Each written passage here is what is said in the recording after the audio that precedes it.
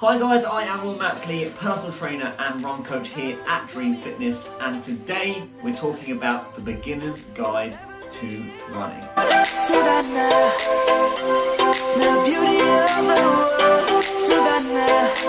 Now there are many things that a beginner runner can do to help them progress and help them get better, but today I have created 5 different steps to help you guys on your way to becoming better runners. Now, to start off with, number 1 is getting yourself motivated.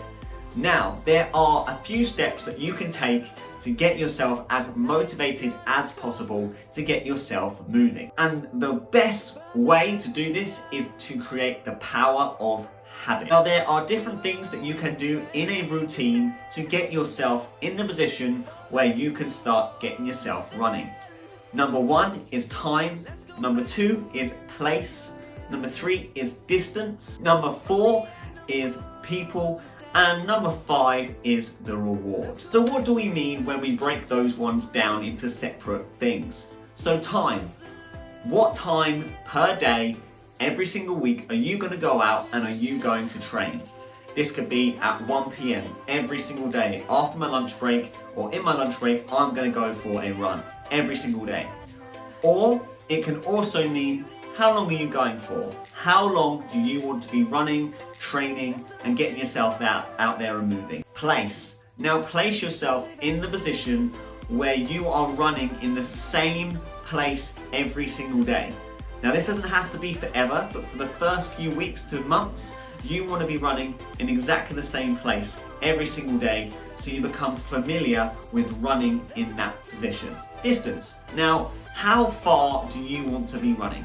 Now, when you're first starting, you don't necessarily want to be going for a long distance, but keep it between the 2 to 5k mark will be a good little progression for you guys to work on over the few weeks. People. Now, have you got yourself a good circle of people that are going to motivate you, can run with you, are in the same position as you, that is going to help you get to where you want to be and help you progress?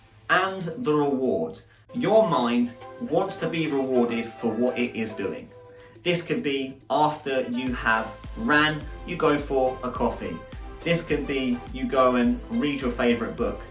Creating that reward every single time you are running, your body and your mind will then associate your workout with a reward afterwards. Number 2. Now, we've just spoken a second about creating a routine. Now, this doesn't necessarily have to be running. This can be walking, this can be cycling, this could be swimming. Getting yourself into the position where you are starting to get yourself into regular exercise is a really, really valuable way to get yourself moving further and progressing into potentially running or other sports that you potentially want to get into. Although back in step number 1 I spoke about running, it doesn't necessarily have to be that way. You could run between 1 to 5k, you could cycle between 1 to 5k every single day. So creating a variety of different things to get yourself motivated and get yourself moving is really valuable. Now you have got yourself into the position, you have done 5, 6, 7, 8 weeks of training, and now you want to get yourself a little bit more into your running routine. Now the misconception with running is that you just need to go out and you just need to run. But speed is a really important thing to measure when you are running. It is really valuable, especially when you are starting to incorporate running and walking into your routine. Making sure that over the few weeks you reduce the amount of time that you are walking and increasing the amount of time that you are running. This is super valuable as your body is not used to that kind of impact. Overtraining and overuse of your muscle is going to really impact the way that you are running, and it's going to increase the risk of injury.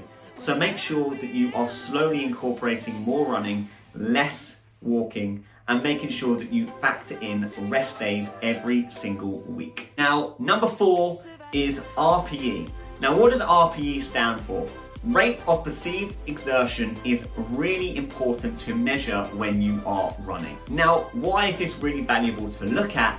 is you are now looking and measuring your intensity, and you are measuring your pain threshold. It's really important after your runs or after any exercise that you are doing to measure your RPE out of 5, between 1 and 5, and measure your pain intensity out of 1 and 5 as well. Now, over the weeks, what you can then measure is how much intensity your body is undergoing.